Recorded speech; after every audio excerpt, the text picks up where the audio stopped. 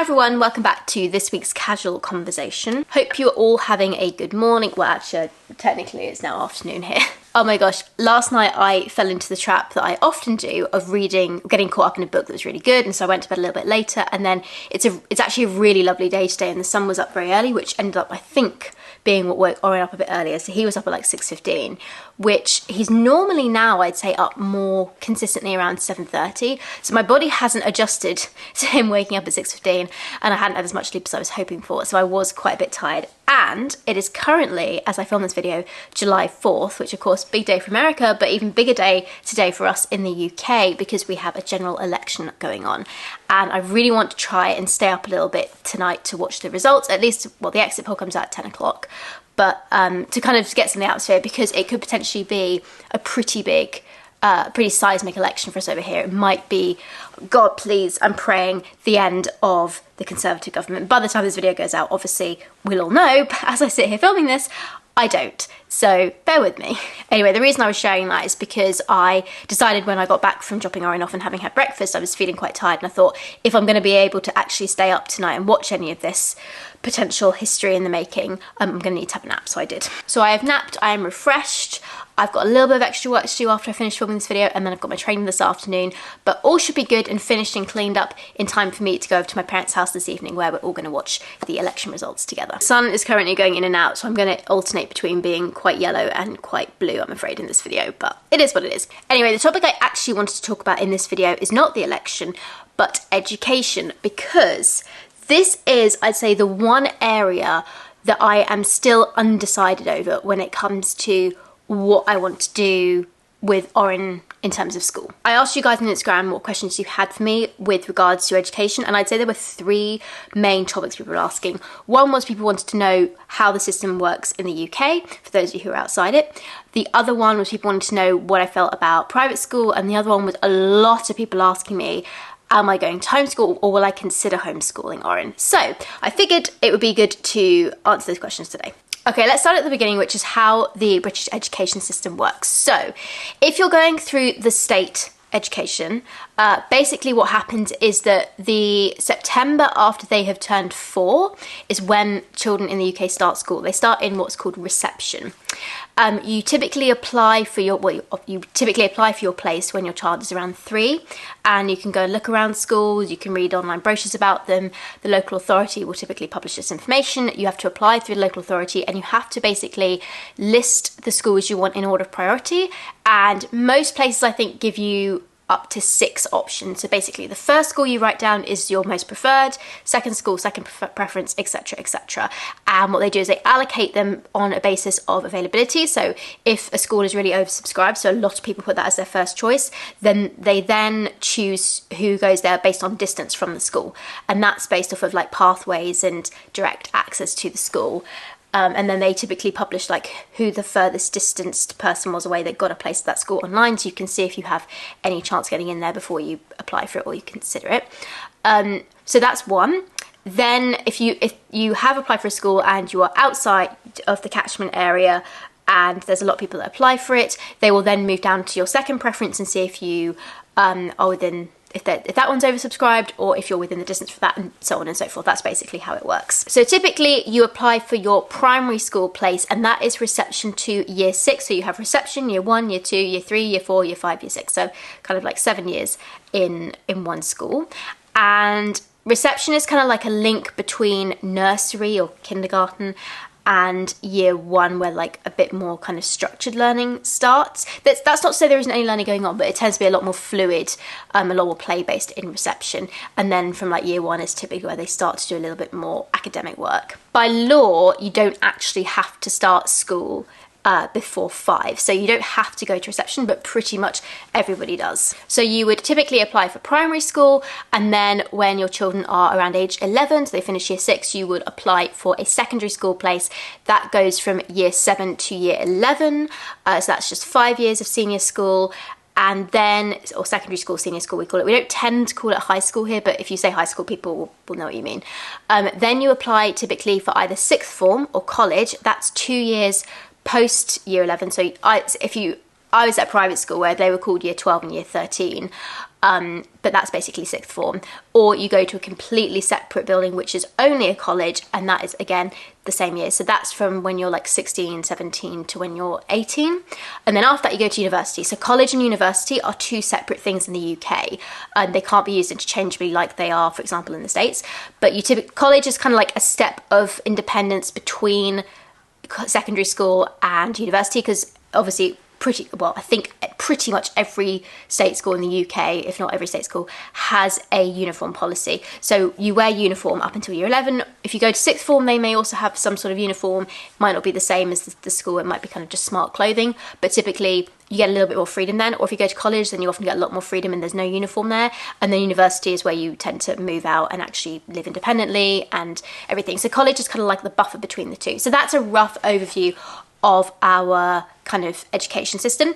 Some places, some state schools split their primary school into infant and junior school. So infant school is reception to year 2, so it's just 3 years basically, reception year 1, year 2, and then junior school is year 3 to year 6. But a lot of schools now have that combined into one place, which is called a primary school. But it doesn't matter. If you apply for an infant school, you typically have a route of access to the junior, not necessarily always. But yeah, so that's another type of school that we have. Secondary is never split into separate, like secondary school is always year 7 to year 11, but sometimes primary school is split into 2 separate schools. So that's mostly how the education system works in the UK. Now, if you go privately, it still follows a similar pattern in that typically your children start school around age 4, that's when reception starts. A lot of private schools might have a nursery attached to them that you can go to earlier, but again, most children will actually start proper school at age 4. And then a lot of private schools actually do the whole range. So they will go right from reception up to year 11 and also potentially sixth form too. The last school I went to did that. They went from, I think, 2.5 to 18. Like that was the full age span that they did. I only joined there in year 6. But yeah, some private schools do span the whole age range, but that is typically our school system. So then I guess the second question is around how I feel about private school. Would I consider private school for Orin? And honestly, this is where I am currently most torn about what to do. If I was able to choose the exact type of education I would want for my son, it would probably be a free democratic school. Now, not many people know what democratic schools are, but they're kind of like the school version of unschooling. So although there is a curriculum that's set, it's a much more inclusive school. Teachers and students have equal rights to have a say over how things are run. And also typically, and this is the thing that I think a lot of people really struggle with the democratic schools, typically children do not have to attend lessons if they don't want to. It's up to them. They're not going to get told off if they don't go to them. They have a lot more free will. There's a lot more focus on sort of play, and yeah, it's a very different type of schooling, and it's one that a lot of people are probably uncomfortable with. But if I had my absolute choice, that's probably what I would choose. That's what I would like. We do have, I believe, we have a couple of democratic schools, but sadly none of them anywhere near me. They are mostly private, so you do have to pay for them. But I do believe there is one that is run as a charity in more central London, I think Hackney way, but they only take 10 children a year. I know some people who are hoping for their kids to go there as part of a parenting group that I'm with that's sort of London based. And yeah, so that's one school, but I don't know of any others that are free schools, as in you don't have to pay for them, which are run like that. I think pretty much all the democratic schools are paid for, and there's very few of them. There's not many because, understandably, it's quite a different form of education and not many parents are up for that, so there's not very many. And there's not any near me. So realistically, unless we moved, it's just not going to be an option, and I've pretty much ruled that one out. However, I am then stuck with the dilemma of whether or not to send Orin to the local state, either primary or infant. We have a couple of primary and infant schools around us.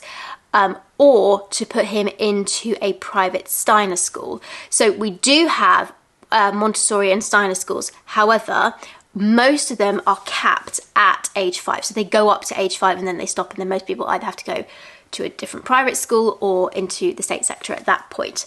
But I am lucky enough to live in a reasonable driving distance of a Steiner school that actually goes through the full age ranges. That's quite rare. So it is a possibility that he could go there. And the thing I particularly like about the Steiner model is that they don't start any formal education until the children turn 7. So before that, everything is play-based. There's no pressure for them to sort of learn phonics or to kind of be sat down and do any structured learning. It's all play-based, inside, outside. They have a real focus on like working outside, working with natural materials, on reducing screen time, etc. And so it's a philosophy that I don't fully buy into the Steiner way of doing things. There are some bits of it I'm like, you know, I'm not exactly raving about. I don't necessarily disagree with it, but it's not necessarily my style. And then there's quite a lot of it that I do. Now, I cannot afford the fees for him to go to private school by myself. I would have to have help from my parents to pay for that. And my parents are very good at being very clear that, like, obviously any educational decisions for him are my choice because I'm his parent and everything, and they're there to support me and I can have conversations with them and everything, blah, blah, blah. But I do know, particularly my mum's really good at this, I have to say. My dad maybe is a little bit more open about his opinions. But I do get a strong feeling that actually they would be very happy to pay for him to go down the private route. That I think that would probably be what they would, if they were choosing for him, that's probably what they would choose. But obviously it's my choice and it's my decision and I will make that, but it does mean that I actually have that option lurking kind of in the background, that I know I could potentially go down that route in a way. If I didn't have financial support from my parents, I would know that was absolutely out of the question, that we couldn't do that. So it does actually in some ways complicate things a bit more for me because it opens up an extra door essentially. So then my other option is to just send him to one of the local state primary/infant schools.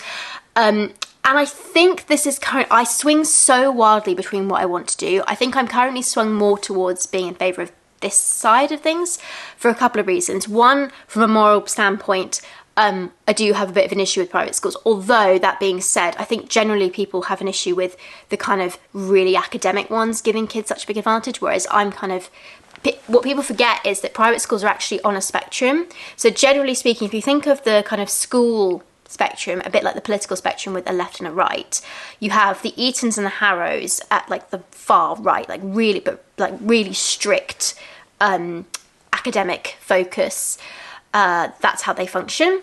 In the middle, you sort of have schools, and then maybe slightly moving to the right, you have a few grammar schools, and then kind of more private schools there.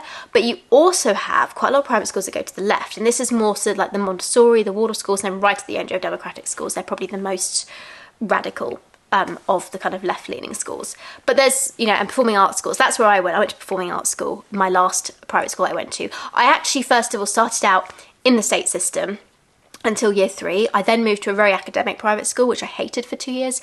And then I moved to a performing arts private school, which was much more relaxed. That was where I was at school until I was 15, when I was really ill and had to drop out due to Lyme disease. And then I became unschooled. So I've kind of gone through several different forms of education in my own life. And I know the impact that they had on me. And I think that's why I'm thinking so hard about this decision, because I just really don't want to get it wrong.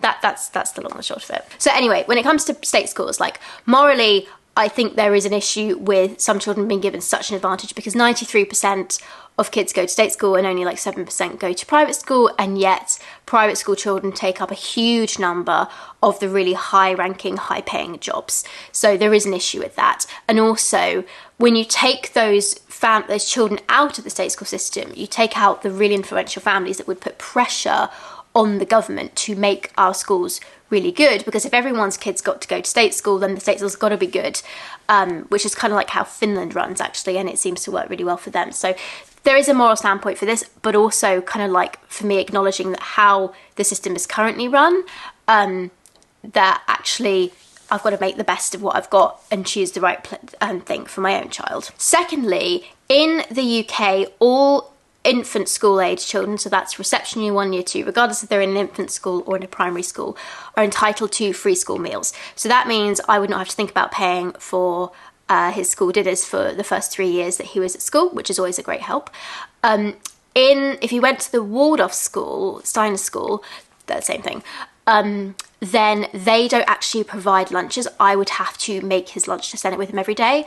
And honestly, one of my favourite things currently about nursery is the fact that I don't have to think about his meals. They sort it out. I pay for it and they sort it out. There is no option to pay for it with the Steiner school. You have to send them in. So that would be an extra bit of work. But if I really felt that was the right school for him to go to, you know, like I'd do it quite happily. But on paper, just comparing them side by side, I would much rather he had the free school meals that he can get from the state system. Also, we live in London, where the mayor has actually made free school meals free for all primary school age children. So currently, if we stayed here, he would have free school meals up until year 6. So it's not an insignificant thing to think about, particularly because, you know, we're doing okay financially, but we're not like rolling in it. So anything to kind of help save the pennies is a good thing, I think. And like I said, the only reason that we'd be able to even potentially afford to go to a Waldorf school is if my parents were paying the fees. So again, I feel like, although I know they'd be happy to, and I think would actually quite like to, there's a bit in me that's like, I don't want to put that onto them. So that's another thing against the Waldorf school. But ultimately, I think I will make the decision about where he goes based off of my gut instinct at the time. I've still got a bit of time to think about this. But that being said, he's almost 17 months, so he's almost a year and a half old. And I probably will have to start thinking about looking at applying for school places in another year and a half's time. So it's not a ridiculous amount of time away. It's not something I need to really start worrying about now, but it is something I do feel I need to start thinking about to kind of like prepare for which route I'm going to go down. The other advantage about him going to a state school is I think he's much more likely to have more diversity in his year group and in his school. So there's more likely to be other children. There's a high chance of him meeting another child who's got a solo parent or who is donor conceived. There's a higher chance of him there'll be parents there who are single parents, so with a similar family setup to how he's got, and also just more diversity. Particularly London, we are very multicultural, and we're one of the best integrated multicultural cities in the world. If you've never been to London, you won't have felt it, but it is so, we actually do integrate really well here, whatever the press tells you. And I think that's so beneficial to children to grow up around that, to see different cultures, different religions, just have that real a diverse experience. It's not just their culture and how they raise and see different foods and everything. And like, I think it's a very enriching experience for children. So that's something I'm really keen for him to have. So I think that's another big advantage of going to state school. The only real downside to state, from my point of view, is how early they start putting pressure on them with the academic work. And the thing is, this kind of depends on the school, because some, I think, put the pressure on earlier than others. I mean, one thing, for example, I've been looking up is the homework policies. And I'm like, I personally don't think that any child in infant school should be having homework. I mean, reading a book together, like, that's fine. Like, I fully get that. We will read books anyway. We do read books anyway. And, you know, there's homework where the teacher could say, your homework today is to see how many trees you can count on your way home. That's fine too. But actual sit down with a sheet homework, that I'm not okay with, particularly for an infant school child. I actually don't really think primary school children should have homework either. This is where I think my biggest dilemma around whether or not to go down the state route really comes in, because I am not going to put pressure on my son to do homework while certainly not while he's in infant school, and probably not while he's in primary school either. I believe that 6 hours at school is enough for them, and that all the other things they do when they come out of school, whether they're playing with friends, building social skills at the park, or going to clubs, or whatever it is that we're doing, I think all those really enrich a child's learning in other ways, and I think that's really important. And I can remember being in that really academic junior school in like year 4 or 5, and the amount of homework I had, it was overwhelming. And like, my mum actually used to put her foot down, and she was like, we do 20 minutes a night and that's it. And she would write in my book, and like, Bryony did 20 minutes and that was enough for us. But it was so much. And I remember if I'd gone into the year 6 there, they were going to have 3 pieces of homework every single day due the next day. And like, that would have crippled me. I mean, that school already was like making me really ill. I used to have a week off to recover because I was so shattered from how much pressure they put on us. And so that is definitely clouding my judgment with this. I don't want that same amount of pressure put onto my son or any kids. I'm hoping, you know, to have another one. So that has been where my biggest dilemma has been, because the 2 sort of main schools closest to us, I have looked online at, and I feel they are quite academically focused. There's not a lot of talk about play in there. That's a big red flag to me. And just the way that I haven't visited them yet, but the way that they talk online doesn't make me feel good as a parent about sending my child there, because I want a much more relaxed, kind of less structured, free play, that's the sort of way I would want to do things. So that's kind of been what's making me hesitate the most around choosing that route. However, I have recently learned that there is another school that's a bit further away, but which I think we are still in the catchment area from, based off of what I could see online. And also there's a bit of a low birth rate in this particular area at the moment, which means when I looked up the last cohort of school places given, everybody got their preferences for the local schools around here, and I think that's because there are slightly less children, so that gives us a better chance of getting into a school that's a bit further away. And when I looked at that school, I was like, hang on a second, actually they do seem to be a bit more gentle. They talk about how they don't have homework in the infant school. They talk a lot more, it's just the language they use is a lot more gentle, a lot more soft, and by pure chance I have found another solo mum whose child is almost finished going through that school, and so I've only been able to message her. I'm hopeful to meet up with her at some point in the future and be able to talk about it a bit more, how she feels. And I know that one of the things she was a little bit disappointed about was the fact that they were a bit more relaxed about the education side of thing, but I was like, oh, that's a green flag for me, because that's how I want. I don't want that pressure on Oren in the early years. So for some parents, that's obviously a downside. They want kind of more focus on academic work earlier. But for parents like me, it's a good thing. So that has actually given me a new possibility that could be the answer to my dilemma, because as I said, I'd rather he went to state school if I could. It was just about when they started really piling on the academic pressure, when they started expecting them to really sit down and to have homework and stuff, and yeah, combination of many things. But if that school is a viable option, then that will definitely, I think, be the way that I go. But like I said, I haven't visited them yet. It's a bit too early to do so right now. But it will definitely be on my list to do when the time comes. I'm going to visit all these schools and then sort of make my mind up about which one I want to put down. Now, again, I can apply for it. That doesn't necessarily mean he'll get a space there. So again, I might have to have a discussion around if I like that school, but I don't like any of the other ones that are nearer to us, then maybe we have to consider at that point putting him into the Waldorf school. I don't know, there's just like so many things to think about. And I guess the final thing to touch on is homeschooling, because I had a lot of people ask me, was I considering homeschooling? Why wasn't I considering homeschooling, or whatever? And the answer is no, I'm not considering homeschooling. Homeschooling is definitely like my last resort when no other type of education works. Few reasons for this. Although I was unschooled myself at home, so homeschooled without a structure, and I loved it, I was already 15 by the time I went to that. I had already been through school. I do think you learn some valuable social skills from going to school. I do think there is value to be had from learning in an environment with other children. Now, obviously, there are lots of homeschool groups that you can go to. That doesn't necessarily rule that out. But I do think that there is a benefit to school with interacting with other kids. It can be a bad thing if you've got a child who's obviously being bullied a lot and that's not being taken seriously by the school, then yes, I can absolutely see why taking them out is the best thing for them. And there are plenty of children who thrive being home educated. But for me, it's not the path I would choose. Also, I'm a solo parent, and although I'm currently working from home and I work quite flexibly, I am planning to go into a much more structured job, which will hopefully have a little bit more financial security, and also because I want to build up a career over the long run, and I plan to kind of go back into that kind of more structured type of work, which is just not going to work around homeschooling. So realistically, it's not an option.